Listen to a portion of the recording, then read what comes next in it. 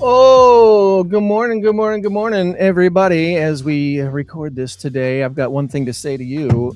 Every person I know celebrates a new year at least twice a year if they also celebrate their birthday. Hey, look, it's my birthday week. Good morning, Tom. It is the 27th day of June, the year 2026, the latest it has ever been. In the history of mankind. I celebrate my birthday on September 29th, and then I celebrate October 29th, and then again on November 29th. The only day that really stinks is February 29th, because I only get to celebrate it once every 4 years. So I have a birthday every month. That's right. And then I take Christmas as well. So well, we got a good show for you and the person maybe still sleeping next to you. So give him a little nudge and say, hey, Greg and Tom are chatting, and we're talking all things Boone County today. We're going to be chatting with the folks at the Belvidere Park District. Katie and Sean are standing by ready to jump in and tell us about what they're doing over there in the Belvidere Park District. And Tom Ratcliffe from the Boone County Fair is going to fill us in on what's happening at the 2026 Boone County Fair. Before we do all that, though, we got a little business to take care of first.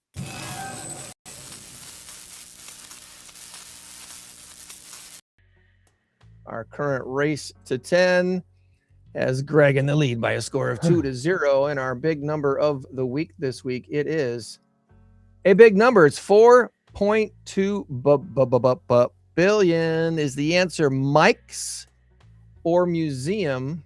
And in case you didn't see the graphic this week, there's your graphic right there. Mike's or museum. Put your guess in the chat. It doesn't cost you a thing. It's an absolutely free thing to do. You can guess in the chat if you think the answer is Mike's or if you think the answer is museum. And if you're really feeling very creative this morning, maybe write a short little blip about why you think it's Mike's or why you think it's museum. And you can do what Tom won't do. You can Google search if you want. It's fine by me. I will not Google it. I will not. Tom won't do that. In fact, Tom's already sent me his guess, so I've got that down, and we'll reveal the answer before the end of the podcast today. So awesome. Are we ready to go? You got any opening comments this week, Tom? Who, me? How much time you got? No, I'm good. I'm good. I know that. Yeah, I'm good. I got so many things I'd like to say. Not bad. It's just rambling on stuff.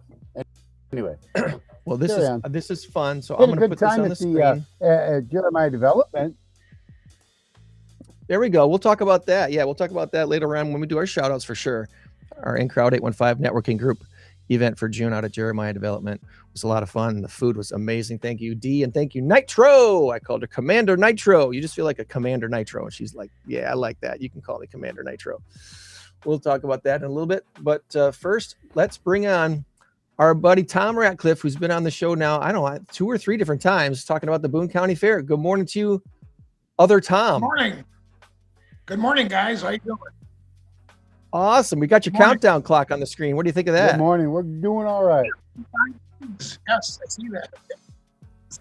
Yeah, it's coming up quick. 45 days, 1 hour, 55 minutes, and 54 minutes and 59 seconds. So exciting. Yeah. Boone August County 11th. Fair coming up.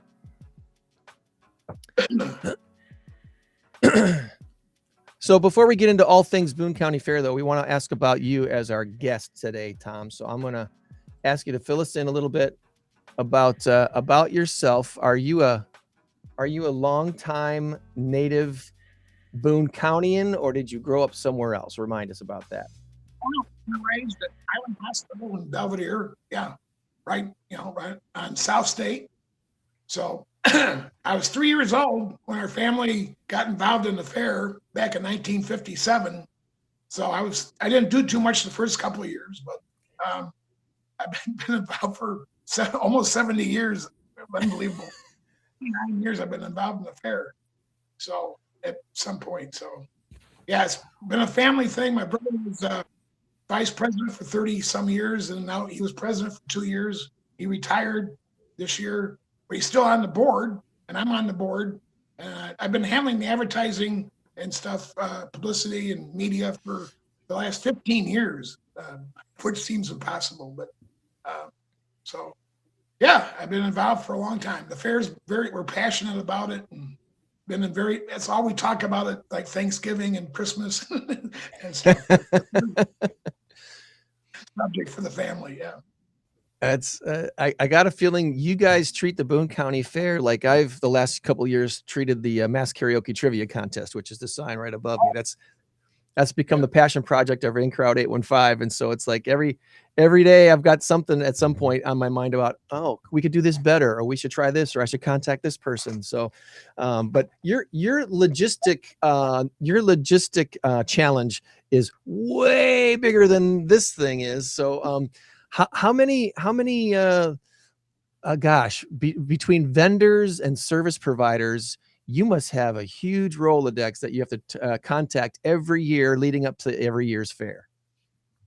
Oh my goodness. It's thousands of people, just the people involved. We have an appreciation dinner in September every year, to thank everybody. And we have like 650 to 750 people come to that. It's all different. We have like 30 different committees and so forth. We have 32 board members plus the 4 executive officers. And between the 36 of us or whatever, we put the whole thing together and have committees, and we have other volunteers, other Grange members, because the Grange owns and operates the fair, which is a family community service organization with its roots in agriculture. It's been around since 1867, and there's 8 chapters now in Boone County. There's probably about 400 Grange members in Boone County. It's all local families and so forth. And that's who puts the fair on, is all local Boone County and some families from just outside the county and stuff. That we get a lot of help from non-members too, different families and so forth. Like the Gallino family is really good about. They have a big farm operation, so they and a trucking company, and so they donate a lot of equipment and manpower and so forth that do the track, and they put up a bunch of lighting for us and so forth. And there's a lot of other citizens that come out and have their talents, and they use what their expertise is and help us build a really nice venue that's used from April 1st to November 1st. And some weekends now we have 2 or 3 events going on at the fairgrounds. Like this weekend, tonight. I think day Saturday, right? Yeah. So it's tonight. Well, yeah. For those watching live today, the Belvidere 4th of July parade is today at like 5:00, right? Exactly. Yeah. It's our Heritage Days. Yeah. And there's a big car show downtown and so forth, fireworks, and there's bouncy houses and a band at the fairgrounds starting about 6:00. So you can come out and, it's free. Just come out and bring your chair and blanket and some snacks, or I think there'll be some food trucks out there. So, but anyway, we have all kinds. We have a 10-day dog show coming up starting the 4th of July. It's going to be out there at the fairgrounds. We have like urban farm girl market. And car meets, car shows, auctions, all kinds of stuff. But it's a great venue for the community, and we really strive to make it one of the finest venues can have. We started out with 80 acres in 1964, and now we have this great venue with all kinds of buildings and so forth. It's great.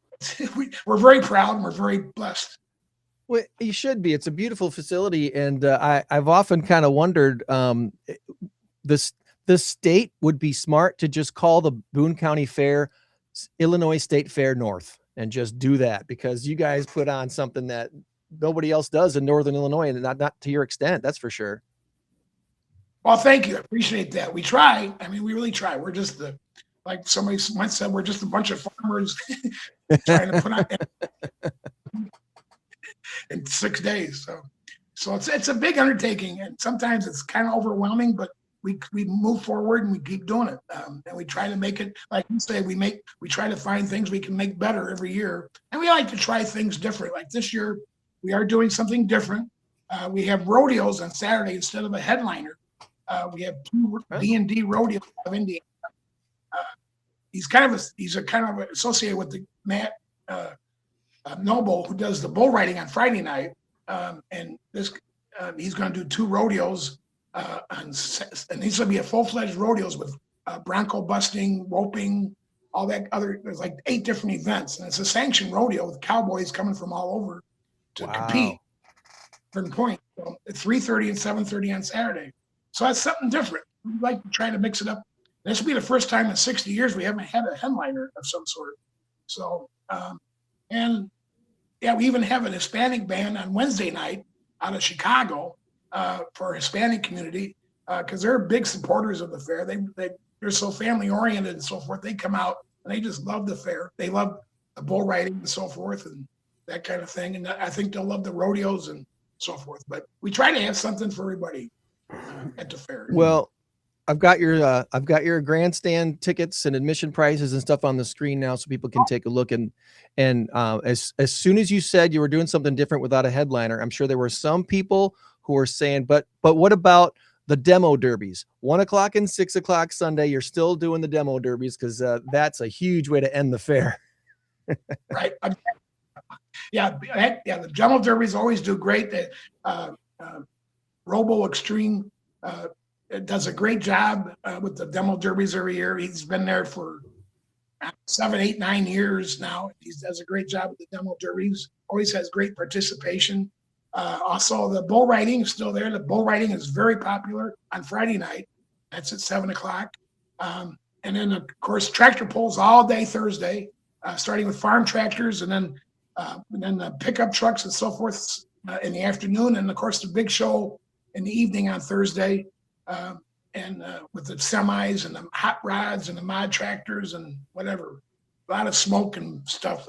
And it's Wednesday, and then the Queen pageant on Tuesday, which is free. So you can come out and we have like 6 girls competing for Miss Boone County, and then we have like a dozen little Miss girls. The younger girls are competing for Little Miss in the pageant. So.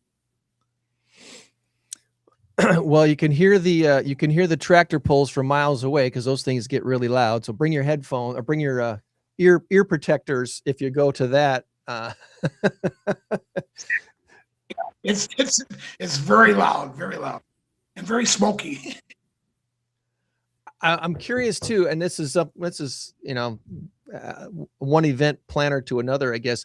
Doing the rodeo obviously has a lot more logistics involved than bringing in a headliner with a singer or whatever, a band. Is the cost relatively the same, or is it a little bit cheaper to bring in a rodeo and because they handle so many different things? I'm kind of curious about that. Oh no, the rodeo actually is cheaper. I mean, last year with the headliner, all in all, I mean, the talent, Justin Moore himself, cost probably like $125,000 for just himself, and then $5,000 for opening act, and then another $125,000 for sound, lighting, and labor, and because you have to have union people stage up and so forth. So it's like a $250,000 outlay for the headliner.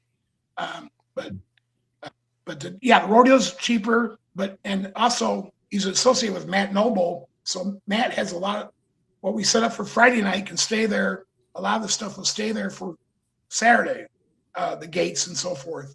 It's just set up a little different, of course, for the rodeo. So they kind of work together with that kind of thing. So it should be, I think it'll be much easier actually, because the headliners can be a little tricky with their demands for different things. So So we'll see. I mean, we're going to try it. If it doesn't work, we'll try something else. But we always mix it up. It's worth it. It's worth it to try it. And you're going to get a lot of people from southern Wisconsin and northern Illinois who's never been to a rodeo before. That's always wanted to go. So they're going to be interested in checking it out. And there are other rodeo fans that have been to rodeos in the past and know how much excitement they are and how fun they are. I think you're going to have a great turnout. Obviously, weather related. It's all weather related. At the fairs, the hinges on decent weather.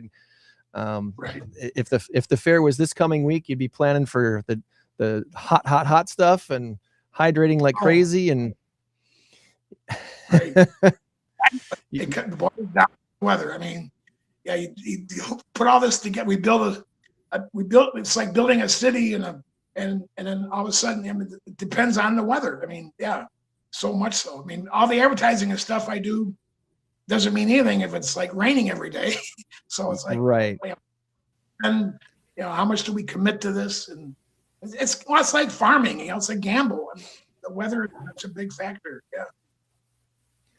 So obviously you've been involved with the fair for so many years. What are some of the like the records or the most attended years or biggest draws? What's kind of some of the highlights that you'd like to share with people when you're talking about the fair in general? Well, we're very fortunate for one that we have a great location, and we have a great layout, nice flat. We got that 80 acres, like I said, in 1964. Now we have 183 acres, and we took our time laying it out. So we went out, we visited some other fairs and saw their layouts. We have gates you can come in, so you can park. We have parking all around the fair, and we have different gates around the fair. So there's always a gate nearby to get into the fair. Plenty of parking, a lot of and handicap parking and so forth. And then we have a great layout with the barns over here, and then the grandstand. All the main roads from the main gate lead to the grandstand. The carnival's off to the left, the barns are off to the right. And there's plenty of open space in between for exhibit halls and all the exhibits and so forth, the vendors and that kind of thing. And the food is kind of at one end for the most part, but now we have stuff spread over from the north end of the fairgrounds to the south end of the fairgrounds. And so last year we ran out of space, period. We did not have another inch of grass to put a vendor truck or a trailer or anything because it was packed. So there's so much to see. I mean, you go in there and it's like a big market kind of. We have 3 commercial buildings filled with events, and we have food trucks, we have all kinds of food and so forth. So there's and we have free attractions like the Timberworks Lumberjack Show and Ready Go Dog Show. There's a fishing tank, you can go fishing for free. We have an oxen exhibit. We have tons. We have a restored 19th century schoolhouse, and it's the 50th anniversary. It's been there for 50 years. We restored it back in 1976 for the bicentennial. We brought it up from the south end of the county to the fairgrounds. It's the Reed Schoolhouse. So you can go back in time and visit a schoolhouse that's been around. That was around through 1940s, but it closed down in the 1940s. And so we were able to restore it. It's got desks and it's just totally restored. And it's also the 50th anniversary of the Draft Horse Show, which has been there for 50 years. So we got 2 50th anniversary milestones at the fair this year. So, I mean, it's just, the highlights. I mean, the last 8 years, we've had over 200,000 people every year since 2017. Of course, except for 2020 when we didn't have a fair. Right. In the last 5 years, we've averaged 222,000 a year since 21. And 2 years ago, we had 242,000 fairgoers in 6 days. That was our record 2 years ago. And last year, we had 217,000, but we had hot weather and rain on Sunday. So but if we would have had nice weather that year, last year, we broken the 242. But unfortunately, But yeah, I mean, so that's and it's just the main highlight is seeing the families come in with the kids and everything. Like on Kids Day, we have 200 kids participating in the Kids Day games, the sack races, the big toss, the watermelon eating, the balloon blowing. My brother's been doing that for 28 years now. He leads the games. We do that on Wednesday and Thursday morning. And just seeing all those kids and families there, I mean, there's just hundreds of them. And that's out in the morning. Have discounted rides on the carnival day afternoons on Wednesday and Thursday.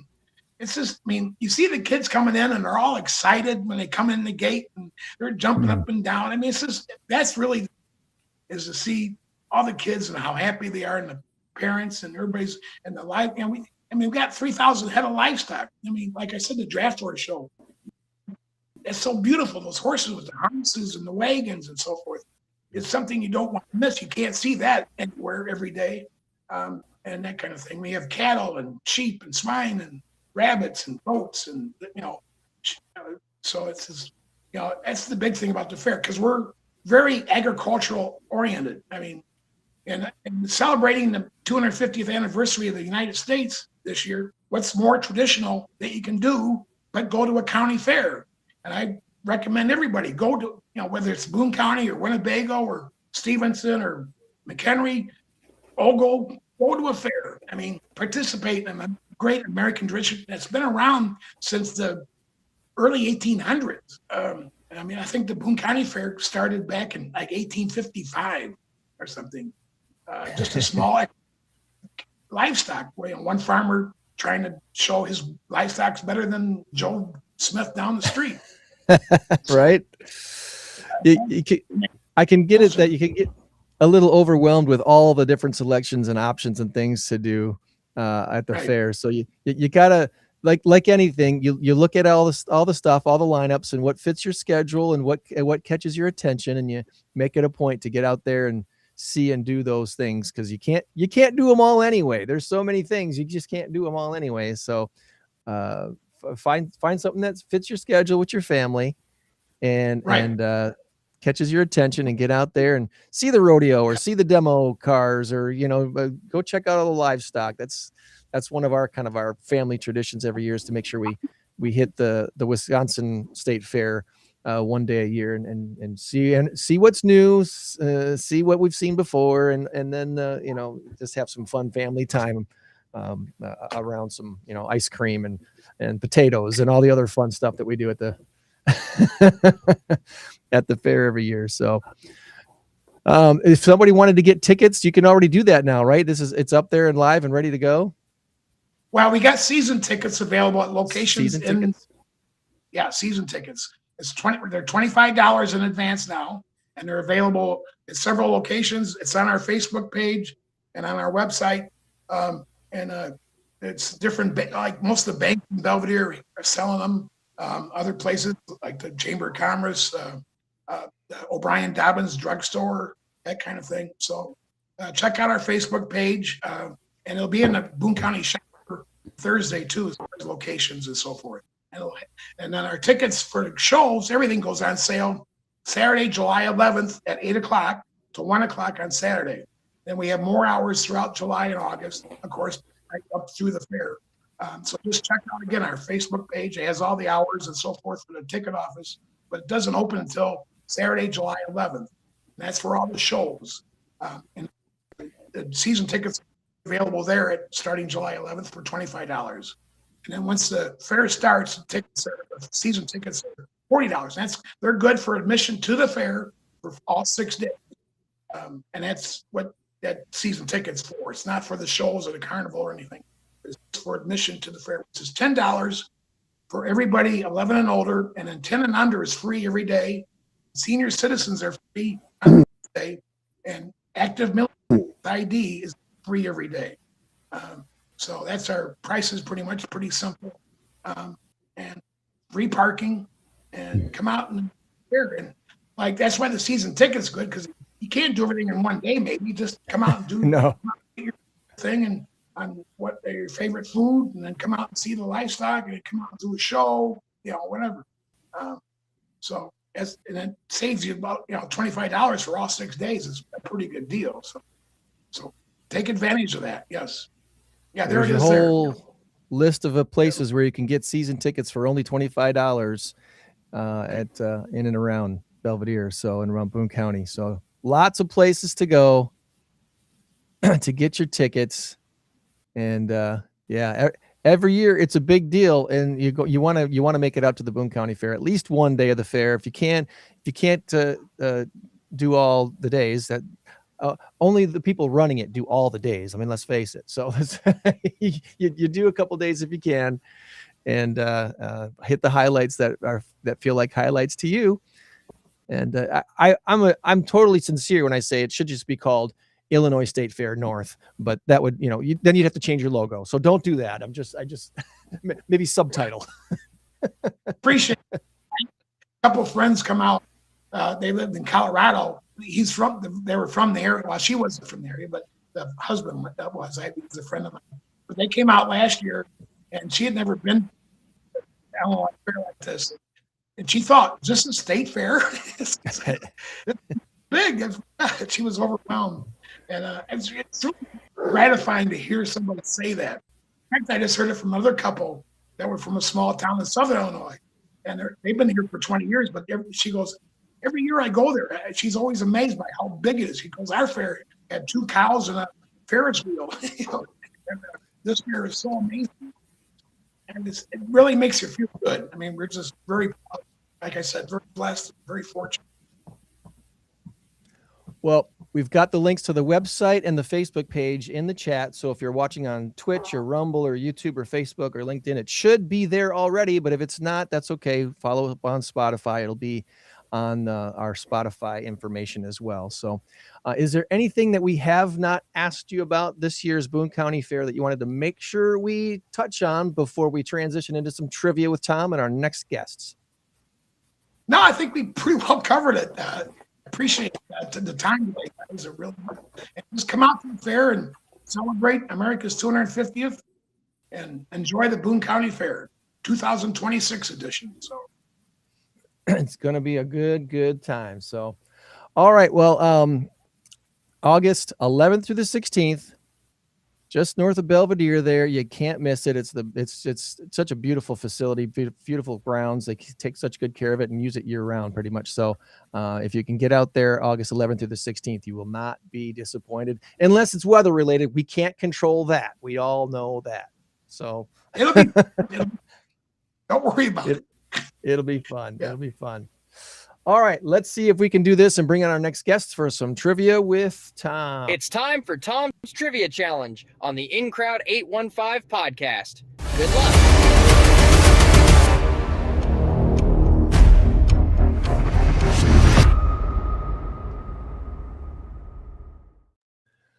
All right, let's see what we can do here to make this screen look good.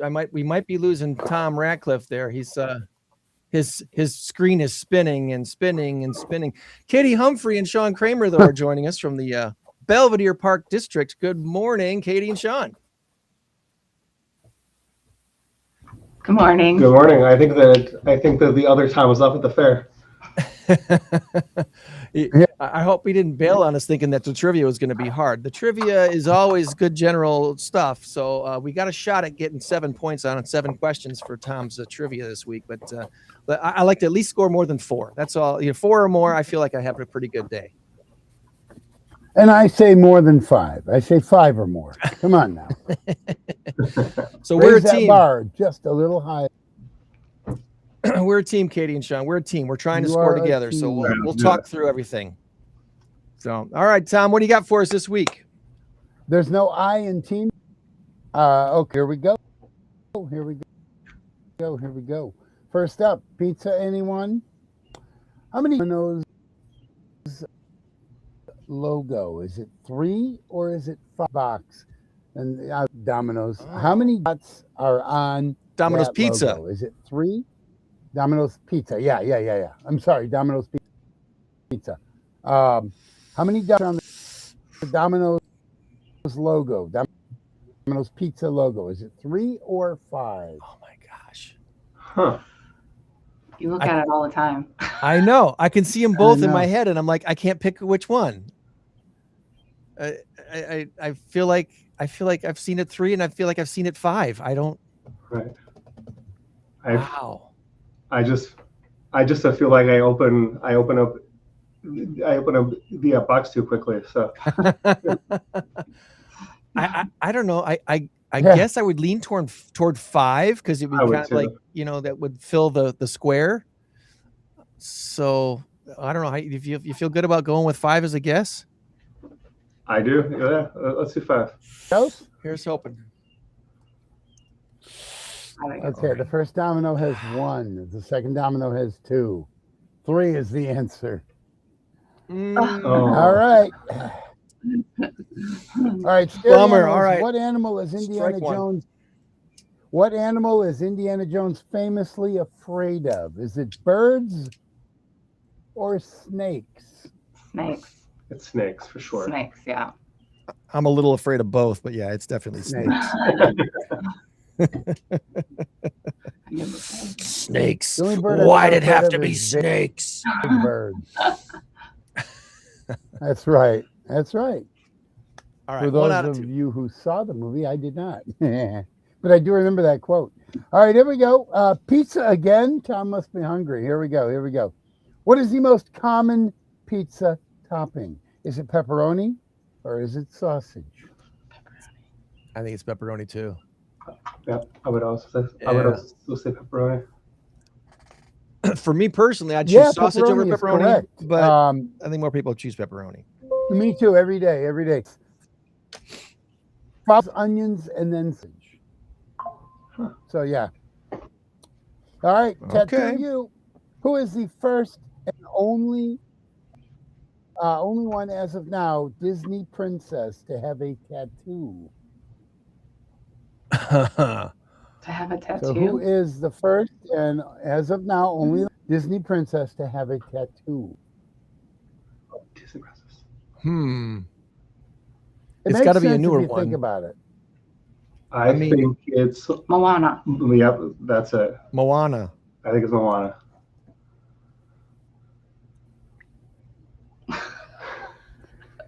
When you said it makes sense, that made me think of Moana. You're on the right track. Tom. Moana. Oh, is that your guess? Yeah. Yeah. It's Pocahontas. Oh, no. Oh, no. I wouldn't have guessed that. All right. Here is a science. Science. All right, bring on the science. And everybody said? All right, here we go. What is the non-scientific term for iron oxide? The non-scientific term for iron oxide. Iron oxide. Iron oxide. Ferrous something, right? It's no. The non-scientific term. Katie, what did you say? Rust. Yes, rust. Rust. Hey, all right, good job.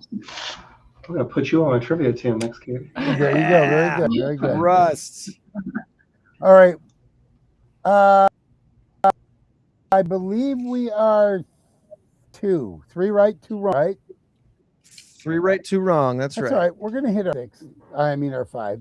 All right. All right. Here we go with rock and roll presidents. You have to name all 4 presidents on Mount Rushmore. There are only all 4 presidents on Mount Rushmore. You have to name 4. Yep. Washington. Okay, so George Washington. Washington. Yep. Lincoln, right? Abraham Lincoln. I think Thomas Jefferson. And Roosevelt. One of the Roosevelts. Whatever Roosevelt. Roosevelt, yeah. Teddy Roosevelt. Is it Teddy Roosevelt? It is Teddy. Yep. Ah, you got it. Good. Very good. Very good. Nice collaboration. All right, final question. All right. You guys are at 4 and 2. You can go 5 and 2, and that's a really good score. That's what I always shoot for. Yeah. When did Belvidere officially become a city? Was it 1857 or 1877? Wow. Once again, when did Belvidere officially become a city? Tom Ratcliffe, where are you? 1857. Tom Ratcliffe, where'd you go? Wow. We don't need Tom. She got 7. Okay, I would have taken the older one too. So that's a good. All right. That deserves some celebration confetti. Throw out the confetti because get it. 5 out of 7 is a good score. Definitely a good. Maybe it wouldn't win the tournament, but it'd make us feel good about ourselves, though. So that's all right. So, good job. Well, thank you for your help. And now let's turn to all things. My computer off here. Get.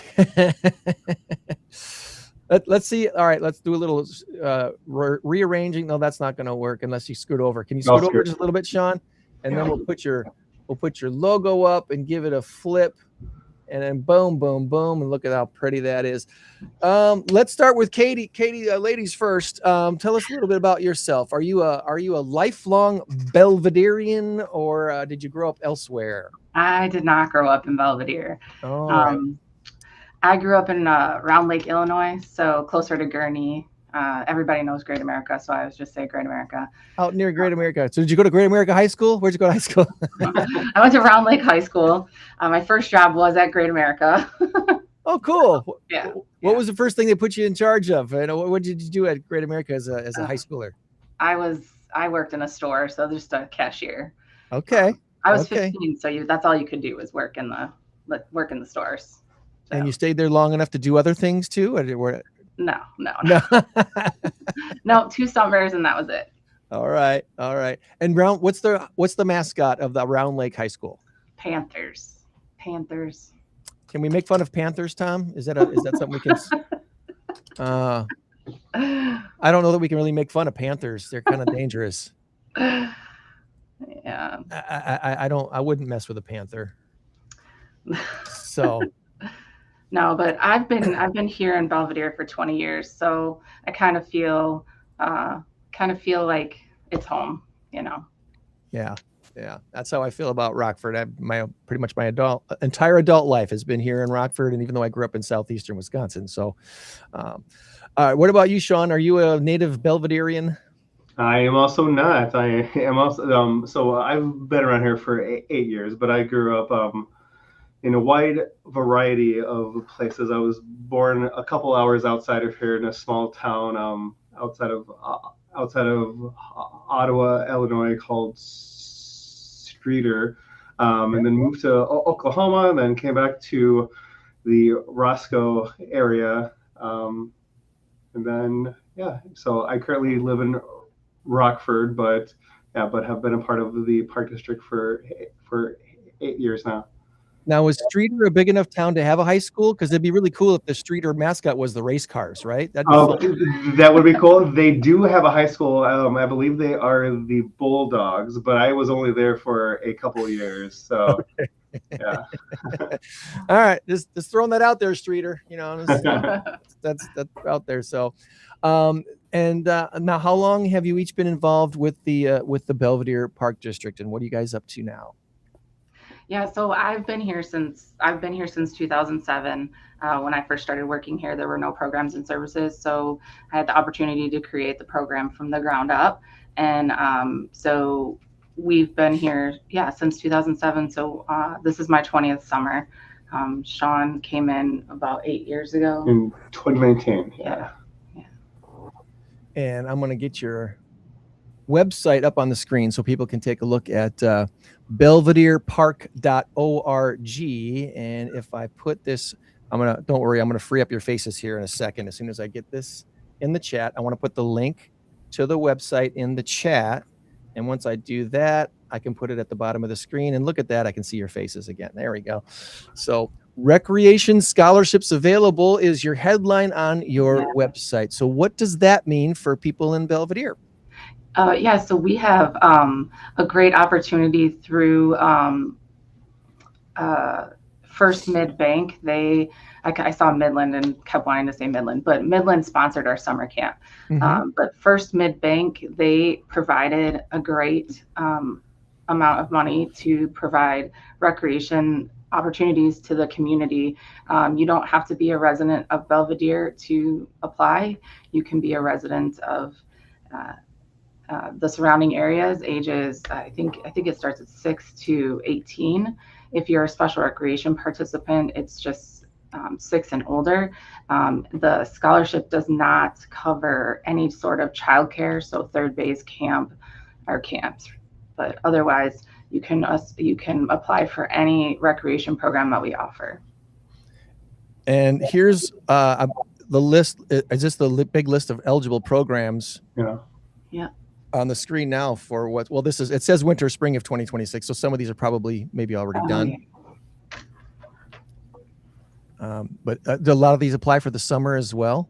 Yeah. They're just so we still have youth baseball and t-ball going right now. Little Sluggers baseball, all of that is still going. So yeah. Okay. I may have just forgotten to change the heading. There you go. So there's all the information again on belviderepark.org as far as where the programs that are taking place, scholarships that are available. What are the big highlights for the summer of 2026? Obviously, we've already started the summer, so I'm sure a lot of these programs have already started, and some of them you probably maybe still can jump in on. Some you can't because they're filled up or they are near completion. What's kind of left on the calendar for you guys here for the summer and fall of 2026? Yeah, so I know for general recreation programs, I know that they just kicked off like T-ball, and they have a couple of sports camps coming up. I think that they have a clinic with the Chicago Fire. I don't know if that's already come through, but they have a good handful of sports options. If you're looking to bring your kids to a summer camp, so we actually have two camps. We have Camp Compass, which is what you're on right now. It looks like our general recreation camp. I think ages 3 to 12. But then I actually run. So we're in the special recreation department, and so all of the programs I run are for kids with disabilities, and so I run Camp Horizon, which begins at age 5 and goes up to age 22. And so that camp has been going on. We just actually went to took a group to the Milwaukee Zoo yesterday, but do a lot of interactive, like playing outside and games and arts and crafts and all that. And then general for the community, we've got movies in the park. They have a couple splash pad days with like a foam party. So we have a lot going on. Yeah, Movies in the Park was just this Thursday too. So if you want to see a free movie, you can go to the Baltic Mill and enjoy a movie on the big screen. And Sips and Sprinkles is usually here with their food truck too. Sips and Sprinkles is excellent. So that's a good thing to have out there for movie night. That's awesome. So parents can plug their kids into a lot of different things during the summer at the Belvidere Park District. And there's a lot of information again on belviderepark.org. And up here on the top, programs, parks, scholarships, childcare, special recreation, all there. Are you looking currently for volunteers or other people to join your team as far as employment opportunities? Should I click on that or should we skip over that? Yeah. Sure. Please. We're always looking for volunteers, especially for special recreation programs. We love volunteers. Our Special Olympics, if you have expertise in sports, we could always use your help with that, coaching and things like that. And employment opportunities for the fall, especially. We're definitely both, we call our after school program Club Horizon, and then the general rec calls their after school program Third Base. We're both looking for employees. Okay. So someone's looking for work or looking for a volunteer opportunity. Again, belviderepark.org has information on there. Special events, recreational programs, youth coaching are always a need for coaches, right? So help out with the different programs, basketball, soccer, baseball, even hockey. You have ice hockey at the Belvidere Park District in the wintertime, or how? Is that something else? Is it like a street hockey type of a thing? I know the ice rink, we used to have a hockey team. I don't think we have the hockey team anymore, but I know the ice rink is full up all winter long of teams that rent it. There's been ice hockey tournaments and things like that. I know once a year, the Ice Hogs come out and they play on the ice. Yeah. Which is it's a great opportunity to meet your favorite Ice Hog player, and they do lots of meet and greets, and the kids love it. They've had some magical moments out there in Belvidere where they're out there practicing and stuff, and the light snow starts falling. You feel like you're in heaven. The hockey fans felt like they were in heaven. So yeah, the district right now is in the process of putting a roof over the ice rink to extend the season. So typically we were done in like late February, first week of March, but now we're going to be able to extend the season at least through March with the roof over it. And that was we got that through grants. So that was really beneficial. The state, I think it was one of the representatives helped get that. Nice. I don't want to say which one. Forget which one. Yeah. Thank you, state reps, for helping us out. You're absolutely right, sir. So awesome. Well, what's any of the highlights that you want to make sure that we promote this time? Obviously, as we record this today, it's June 27th, so summer's underway. Still have all of July and the beginning of August to maybe get kids involved in some of the things at the Park District. And it's not just kids. You got other things going on too, right? So maybe fill us in on some of the highlights this summer that you want to make sure people are aware of and give them opportunity to sign up for. Yeah. Yeah, well, I know, again, I know Park District wide, I think that they've been really trying to promote people just getting out into our parks. I've always said that there's, when I run the summer camp I try to get my staff outside as much as possible, because it's just really good for not only your like physical health, but just your overall like mental health and well-being. And so we've a good handful of the parks, we've updated the playgrounds recently. So if you're coming in from Rockford on State, Glen Green, actually we just put in a playground there about a month ago. And then we've updated a good amount of our like a pickleball courts. So Aberdeen Park has that updated as well as a playground. So just getting outside. For our end, for special recreation, you actually have a lot of specialty programs coming up, and we're about to get into the like bowling season and the bocce ball season and some other outdoor activities, right? Yeah, bowling, bocce, flag football, volleyball. We've got a bunch coming up. One other thing he didn't mention is the district did just update their Frisbee golf course. So if you like Frisbee golf, it's a great time to come out and try. They added some, do they call them holes? I guess you call them holes, or what are they? Baskets. They're baskets. Yeah. Yeah, they added some new ones and updated a lot of it. That's a good one. But yeah, if I'll pitch again, if there's anybody out there that wants to help coach any of those sports, I'd love to have you on, because we could use coaches. We have a state line disc golf association that's a not-for-profit. If they haven't been out to Boone County, they need to check out what you guys have done. Yeah, seriously, it looks great. We've had some of our regulars super excited about the updates. Nice, good deal. If you there is call it childcare. Frisbee golf, they will correct you. They will correct you. Oh, it's called disc golf. That's what it's disc golf. Yeah, my son-in-law is really big into that. And I'll call it Frisbee golf. He goes, no, it's disc golf. Okay, fine. Anyway. I'm old school. But you are correct. It used to be Frisbee golf. That's what it was called. Yeah, no, you're right. It used to be Frisbee golf. Yeah. And now it's disc golf. So whatever. I don't care.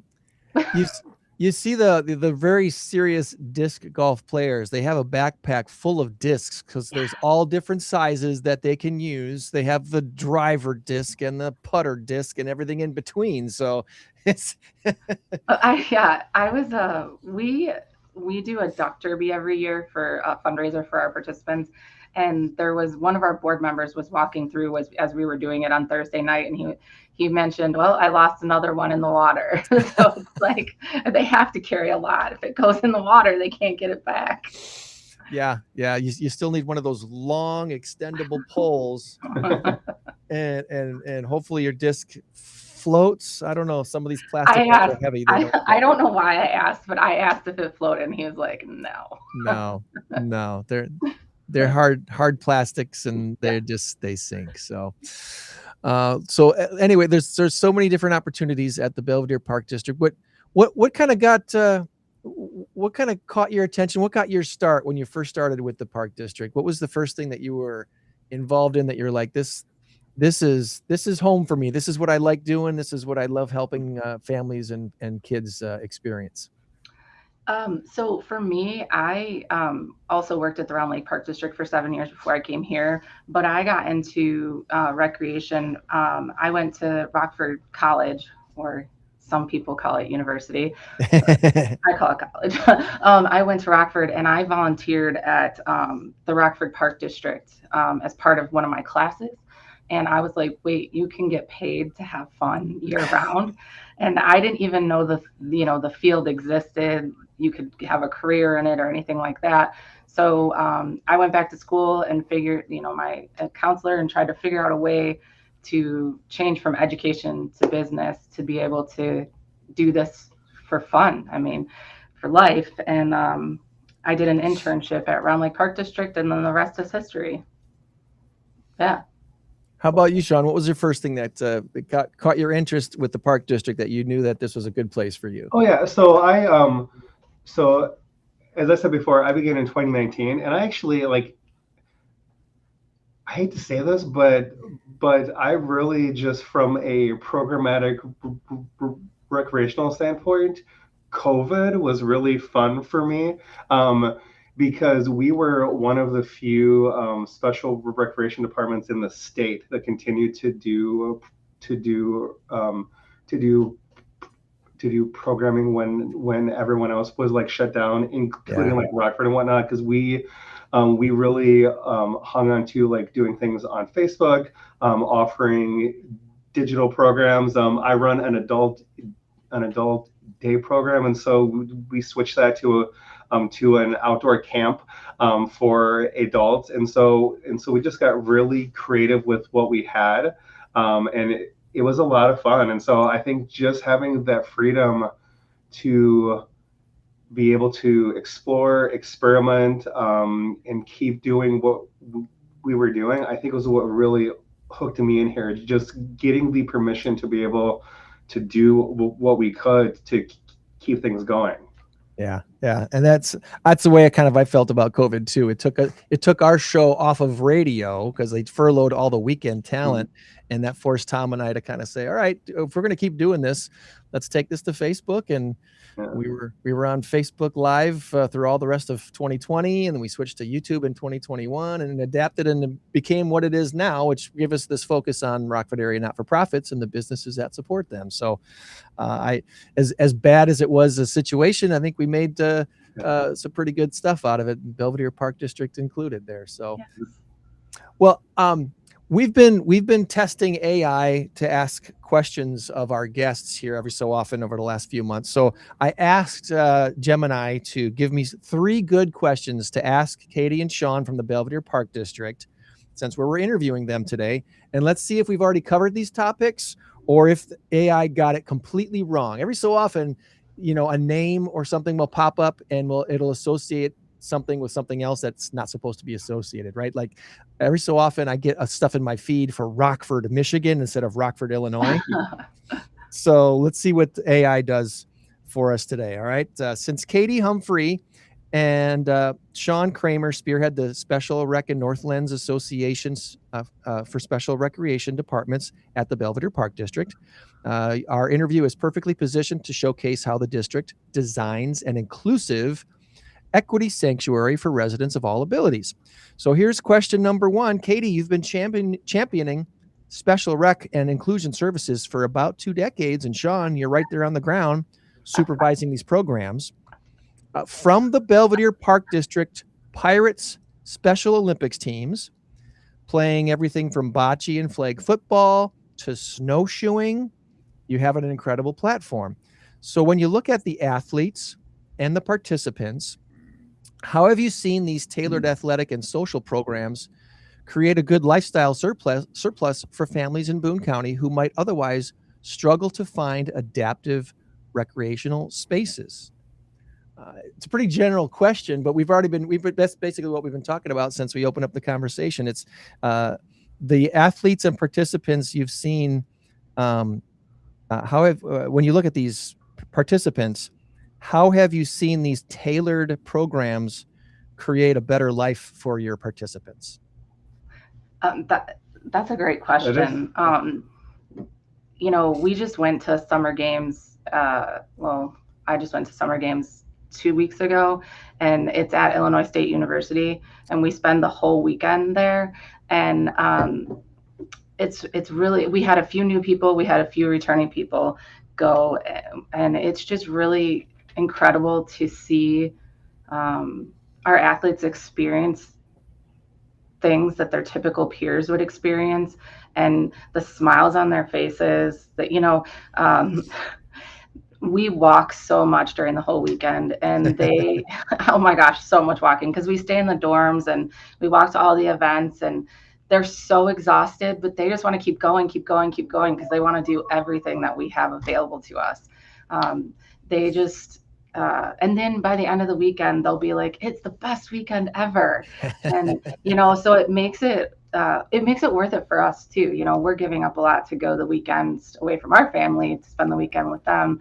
And it's just, I always say seeing the smiles on the participants' faces is really just what makes it worth it to me. I've always been asked, how can I evaluate the programs and their success? And I always just say, if they have a smile on their face when they leave, that makes it worth it. The games at Illinois State University, are those the games that they qualify to go to by doing the event at Harlem High School? Yes. Okay, that's what I thought. Yes, so that's a huge event for the area. and that happens, the qualifiers in the spring, I forget what the month was that they did that at Harlem. The first weekend in May, usually. In May. First or second weekend of May. It just depends on So huge weekend. That's awesome. The second question is a little more specific here. It says the district has recently been driving momentum for the Belvidere Pump Track project over at Prairie Fields Sports Park. Yes. All right. Yes. Explicitly aiming to fill a gap for older kids and teenagers and individuals of all ability levels with a safe, accessible asphalt riding track. From a therapeutic and from an adaptive recreation standpoint, what gets you both most excited about bringing a modern progressive space like a pump track to Belvidere, and how's that going to expand the way you can serve your participants? Yeah, so, if I could just begin with, I've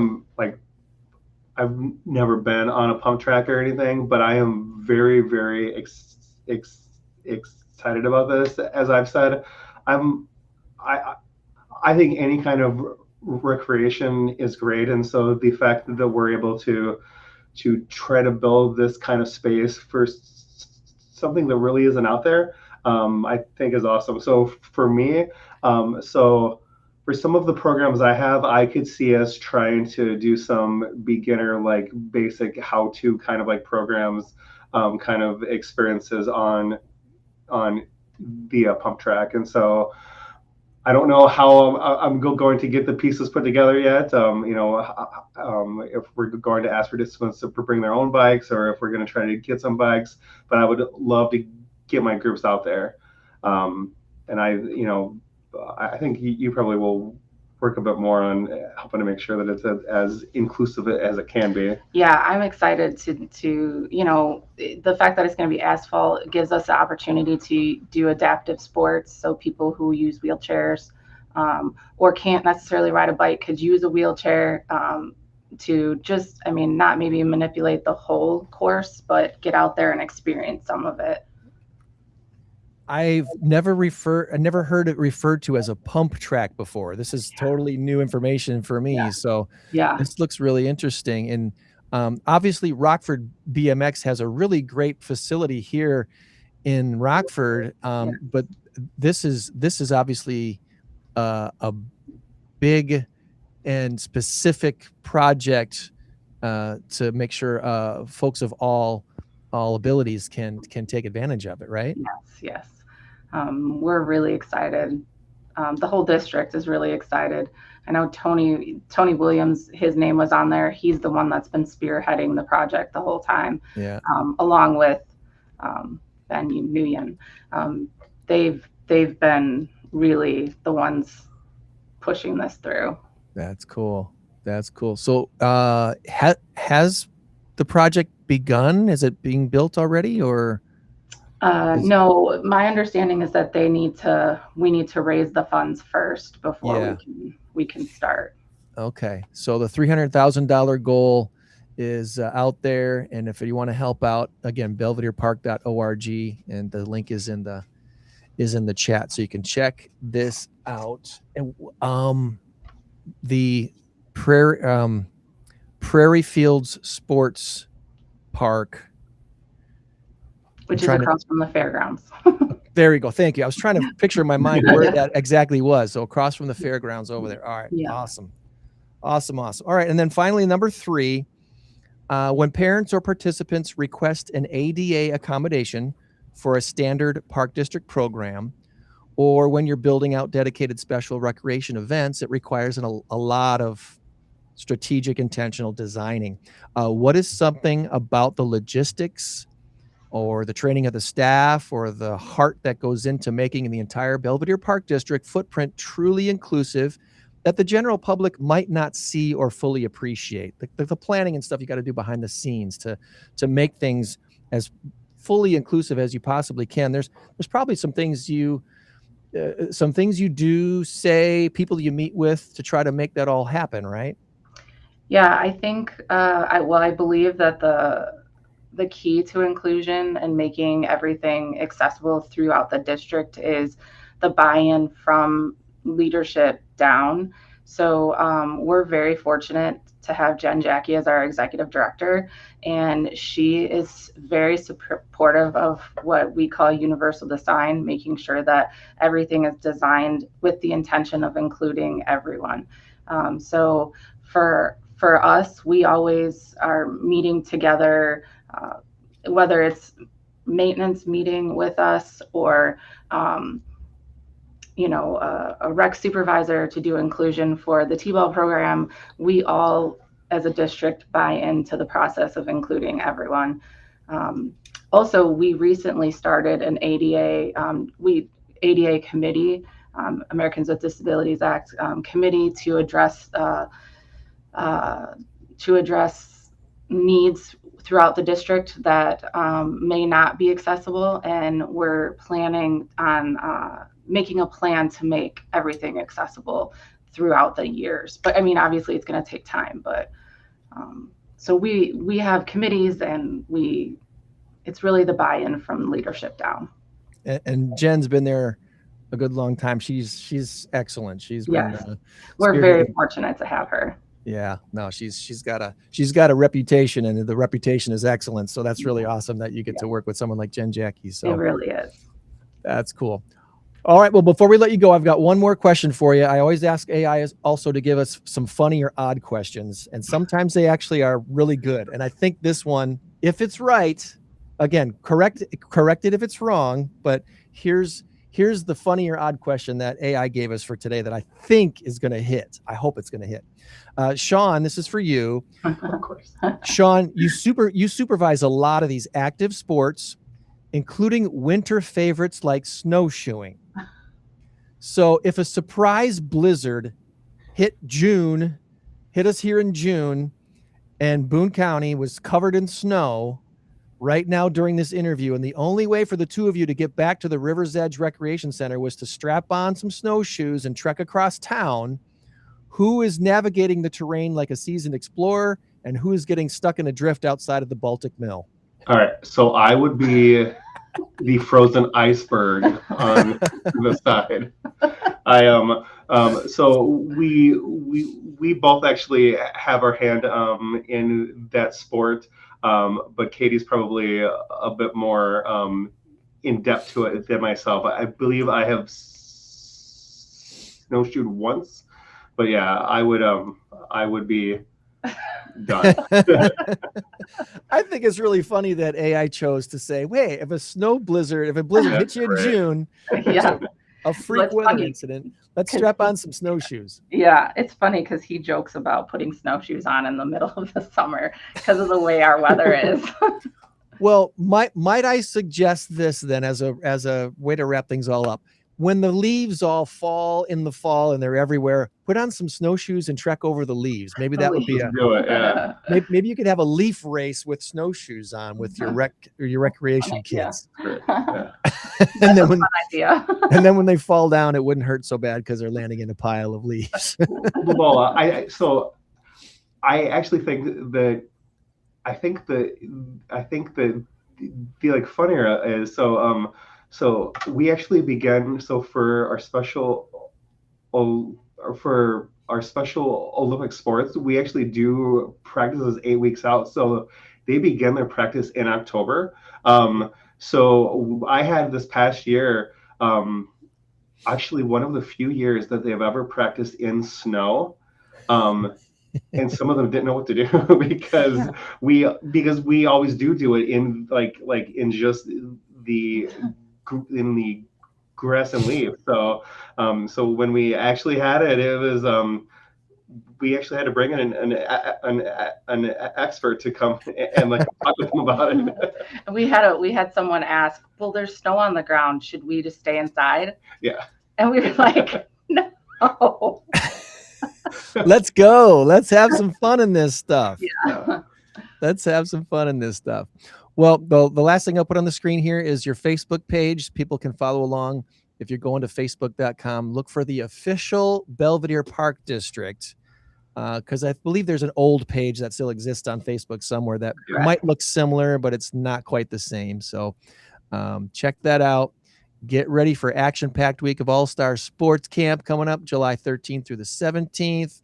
There's all kinds of fun things coming up still this summer with the Belvidere Park District. So any last words before we say goodbye and let you go about your weekend?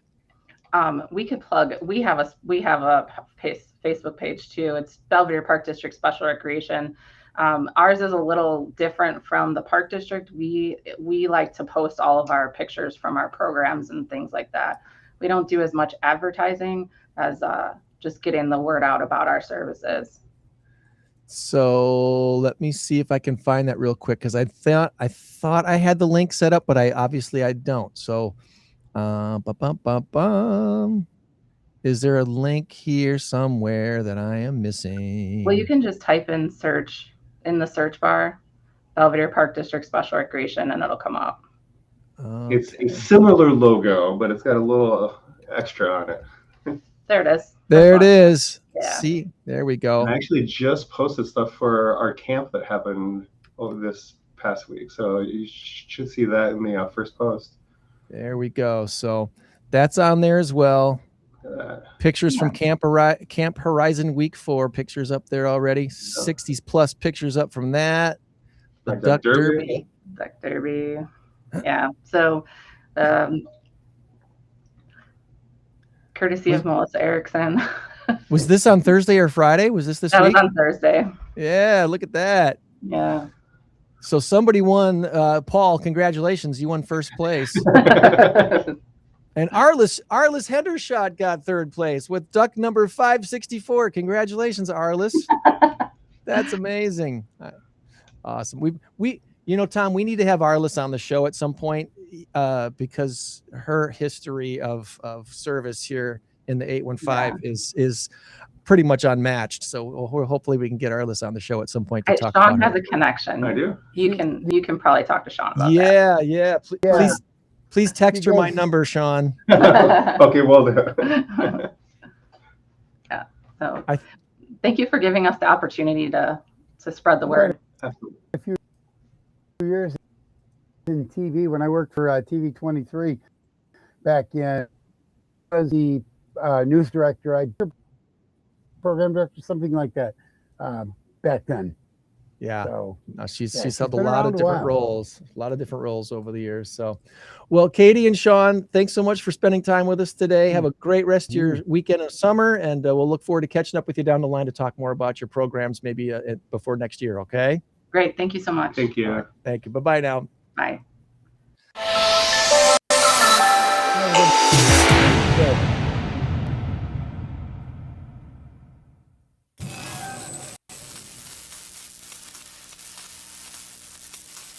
All right, back to our big number of the week, and Tom's screen goes off, and then it goes on again. Then it go. There we go. We're fine.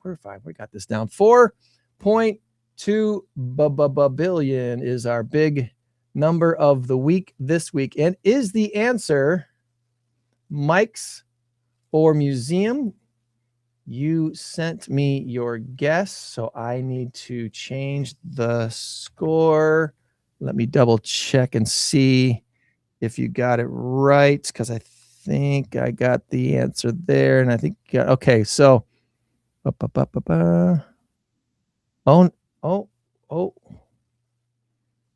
wait a minute. I got it. I'm sorry. I thought I had this down, but now I'm looking at it again, thinking.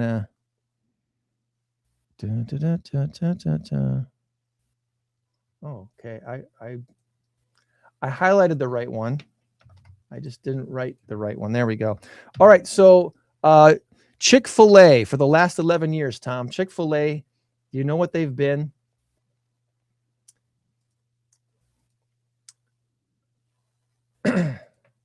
They've been known as the Supreme, as America's favorite fast food chain, Chick-fil-A.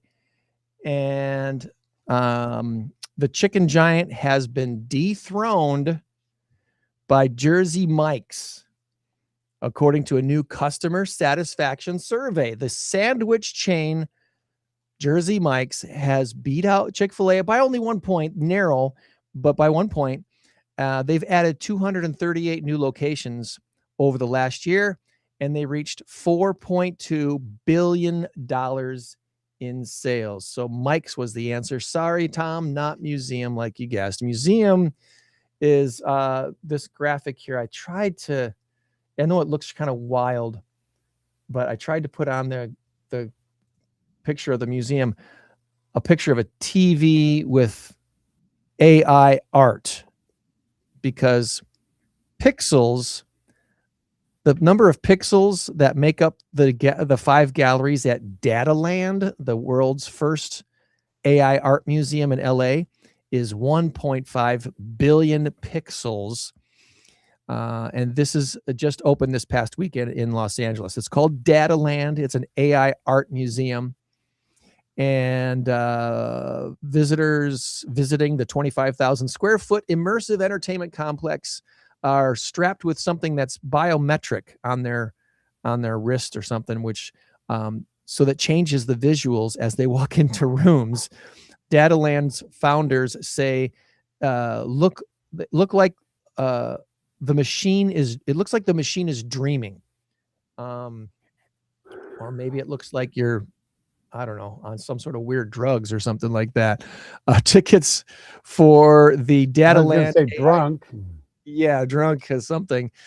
Tickets for the Dataland AI Art Museum in Los Angeles run about $50. An unlimited year-long access pass will cost you $1,500 if you want to go all year round. Thanks to Forbes for that. It sounds kind of cool, and it's kind of controversial right now because some people are really don't like AI art at all. I'm of the opinion that AI art is a good place to start when it comes to things, to edit and change things and manipulate the way that you want. Maybe give you some ideas, but I kind of get it, where some people are kind of getting frustrated with the number of people using AI art for all of their marketing and all of their design work and stuff like that. It's kind of obvious. And anyway, and I'm using it. So don't think I'm slamming you if you're using it, because I am using it. Obviously, I used it for this. AI did this for me. I didn't design that at all, other than the picture and the screen. I changed the picture it gave me because I didn't like it. So I found a picture from the AI Art Museum and replaced it with that. But other than that, Jem and I did a pretty good job on my graphic this week. So I went ahead and used it. So sorry, Tom. I'm commanding league, field goal to nothing. I can't win, can I? It's 50-50. That's all it is. Thanks again to Tom Ratcliffe for joining us today from the Boone County Fair, and then Katie Humphry and Sean Cramer for the Belvidere Park District. got links again in the chat for you to follow along with what they're doing. Next week, we're going to chat with the EAA Chapter 22. They were nice enough to say 4th of July. Yeah, sure, we can jump on the 4th of July with you on a Saturday morning. So that's next Saturday, 4th of July, episode number 326 of the In Crowd 815 podcast. We'll be talking all things planes, Cottonwood Airport, and our friends at the EAA Chapter 22. We mentioned earlier, as far as shout outs today goes, Belvidere in Belvidere today, they have their annual 4th of July parade and Heritage Days parade at 5 p.m. That steps off, and then fireworks over at the fairgrounds. Should be, I think it's going to be a pretty decent night for that. So if you're in that direction, you might want to head over to the Boone County Fairgrounds and watch the free fireworks tonight at dusk. Shout out to Tom's Trivia, Louis Tap House every Wednesday night. Our In Crowd 815 team actually got the second place this time. I'm pretty proud of my guys. You did quite well. We had a team of 5. We would love to have a team of 7 or 8. So In Crowd 815 folks, if you're available on a Wednesday night, 7 p.m. at Louis, we want to field a team every week. I can't be there every Wednesday, but that doesn't mean we can't have an In Crowd 815 team there every Wednesday. So show up, tell Tom what you're there for. And it's free to play. I highly recommend the crab ragoon dip appetizer or the bacon wrapped shrimp appetizer or the beef. What's the tips? Barbecue tips appetizer. Oh, they're called the burnt ends, and they are really, really good. And by the way, appetizers are half price until 8 o'clock. Half price. If an appetizer is $10, it only costs you $5. I mean, and the burnt ends I think are $12. So I get them usually every week, and they're $6, and they are just out of this world. So if you've got a heart condition, I wouldn't recommend them, but because they're just straight up pork, a little bit of pork fat. But my God, are they good? Oh, they're good. Just about every week, almost every week, I get the crab ragoon dip, which comes with these wonton chips that look like big. They look like big tortilla chips, but they're wonton, like crab, like you get a crab ragoon at the Chinese restaurant. Only they're out flat and crispy, and they drizzle some sweet stuff on them, and it's so good. It's so awesome. So every Wednesday night, starts at 7. Get there by about 6 or 6:30. And the entertainment,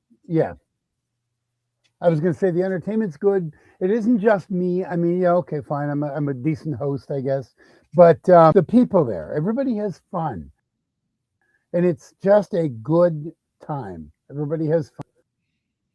That's the important part. And it's good trip. Try to make it there. Try to make it there every week if I can. So where did this thing go? Is this still on here? Oh, that's just a video. I thought it was a picture. Okay. Bummer. Oh, wait a minute. I'm trying to find what this looks. This might look really odd. So I don't know if this is going to look like. I haven't put this on the screen as a solo picture thing. It was part of it was part of the intro video, but let's see if this looks okay, Tom.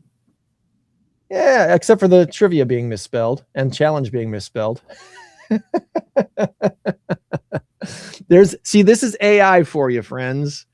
This is AI for you. It turned Tom into a chiseled chin. Look at that chiseled chin of Tom trivia challenge.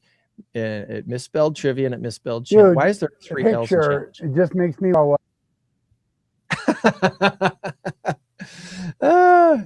That's movie star Tom. That's what movie star Tom is. And 3 eyes in trivia. There should only be. Yeah. Goofy stuff. That picture looks nothing like me. All right. Anyway. You already mentioned it, but we'll mention it again. Jeremiah Development, thanks to Nitro and D for hosting our monthly In Crowd 815 networking group event this past Thursday. We had a great time at their offices, and July 11th is their big Love Rockford event. And that'll be, I believe, from 9 to 2 or 9 to 3. It's pretty much an all-day thing out in front of their offices. which is on the corner of Fisher and North Church. The way she described it is they actually shut down North Church Street and put a bunch of vendors out there and have music and food trucks and stuff like that. So July 11th, I will be there. I just won't be there right when it starts because I'll be doing this podcast, but I will be there that midday, and look forward to meeting some folks for the Love Rockford event at Jeremiah Development on July 11th. Big week ahead this week. It is 4th of July week, if you will. 1776 is being performed at Starlight Theater on Thursday night, July 2nd. And then Friday night, July 3rd, there's a big free event at the Coronado Theater. Performance with Nielsen Chorale, which I'll be singing in, and with the Rockford Symphony Orchestra. Looking forward to that big time. They'll be having a big street party, block party out front before that starts. So there's going to be, food trucks to buy food from, and different things going on in front of Coronado Theater on Friday, July 3rd. And then, of course, the 4th of July festivities around Rockford is second to none. There's so many things to do around the Rockford area for the 4th of July that there's no excuses. There's plenty of things to do, not just the fireworks, the parade, and everything else that's going on the 4th of July. So, including a Ski Bronx show. The Ski Bronx always put on a free show on the 4th of July, and then they invite you to sit in the bleachers right there on the riverside there in Sherwood Park and watch the fireworks that go up over Rockford Country Club. So that's one more thing. And oh yeah, this is my birthday week, so I'm celebrating a 56th on the 1st of July. So I'll probably be playing trivia that night, Tom. Come on out to Louis' trivia on Wednesday night, and we'll have a party. Maybe Tom will give me 2 free answers instead of just one. Would that be? No, don't do that. I'll give you 2 half free answers. So for one. There's the trick. If we bring our own scissors, we can cut that little sticky circle in half and apply half to 2 different sheets. That's right. All right. Any final things here before we wrap up our that went longer than I thought it was going to go today. It always does. I should just anticipate that. Nothing for me. The condition for me was awful today. I was just, and I don't know if it's my computer or what. Out earlier, I didn't just go out. Because when Tom was on, it was so choppy. I wanted his, and it came back and it was still just as bad. So I assumed it probably wasn't. But then it was choppy the entire way. So I think I will not be using this computer next week. I will get my good computer back next week. This point. So here's hoping that solves that issue. But it's some of it's just internet stuff. Some of it's just bandwidth issues. I'm trying to be more careful about how much stuff I load on my screen. It should be. I mean, for what I think we have available to us, it shouldn't be an issue. But we get multiple visitors on the screen, and it seems to really make that bandwidth get choppy. So we've had some fun trying to push the limits of this thing and test the limits. Top of the line, high speed fiber internet. That's for sure. So that's well. What do we pay? We pay for when it comes to our phones, our TV. I bet $60. Well, my TV now is only 71. Used to be 115. I downgraded. And it's garbage. I have Sling. It's garbage. It's not, Sling isn't bad. It's just the way it comes across, the way it works for me. I don't like it. I got used to direct stream, but they wanted to charge me $185 with Marquee Network, but the Cubs suck, so I don't have it anymore. I'm tired of them. But I'm paying about $250 a month for all those, and nothing seems to work. Surprisingly, my phone service is decent, but and then I just had to pay out $20 to Google One so that they can, because they're holding my my emails hostage. Oh, on June 27th, you will no longer emails because you're at capacity. No, I'm not at capacity. I'm not, because I had 15,000 emails. They said you have to get rid of emails. I went through and got rid of half of them, more than half. I was down to 70 emails, and they still said, "Oh no, you're still at capacity." Charged me $20 for the year, $1.99 a month, 24, but I paid for the year. I'll get it to the 1,000 that I had last year at this time. Scam by Google, and it is I'm just disgusted with the whole thing. They want you to use their apps that clean up your system, and they have apps for that, right? Delete your duplicate photos and similar photos and blah blah blah, all those different things. So yeah, it's it's the new age, everybody. It's the new age. Yay. So well, hey, it's going to be a big week as we enter into July. And as I mentioned, next week, we're going to be the EA. Oh, there was one more thing I wanted to do today, which I don't want to forget. And that is we'll be putting out our press release this week announcing the next Masked Karaoke Trivia contest. So I wanted to make sure to get our podcast viewers and listeners the first heads up on what that press release is going to say when it goes out this week. So June 30th, this is planned to go out here. So what is that, Tuesday? Yeah, it's coming up on Tuesday. This is hitting the public, if you will. InCrowd 815 and Medicare 411 announcing it's time to enter your team in the $8,000 contest. InCrowd 815, known for its dedication for supporting local not-for-profits and fostering community connections, is thrilled to announce teams can now enter for its 5th Masked Karaoke Trivia Contest. This highly anticipated event will take place Thursday, October 1st, 2026, 7 p.m. at the Tabala Event Center, located at 7910 Newburgh Road in Rockford, with an $8,000 grand prize courtesy of Medicare 411 that goes to the winning team's chosen local not-for-profit. Building on the success of the 4 previous contests, having already given away over $20,000, this unique competition combines the excitement of trivia with the fun of karaoke, all to support local NFPs.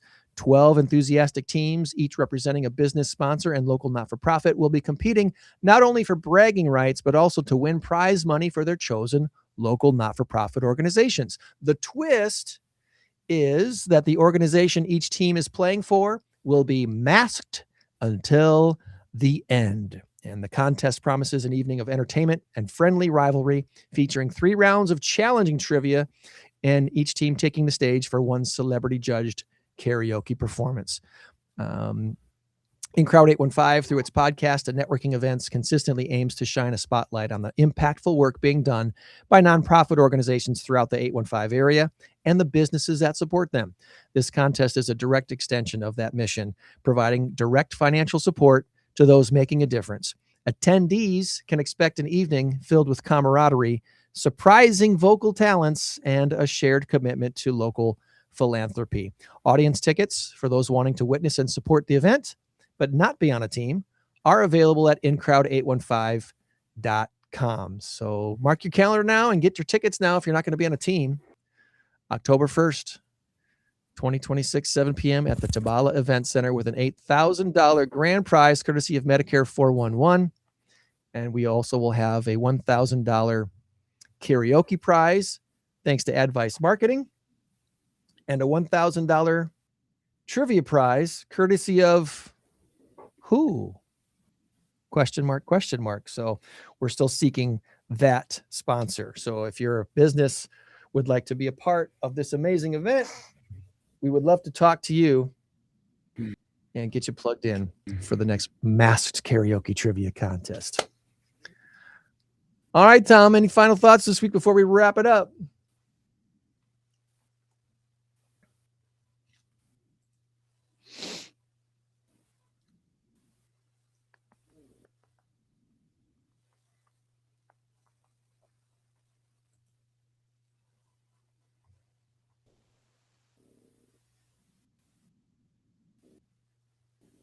There's the delay. So we'll wrap things up.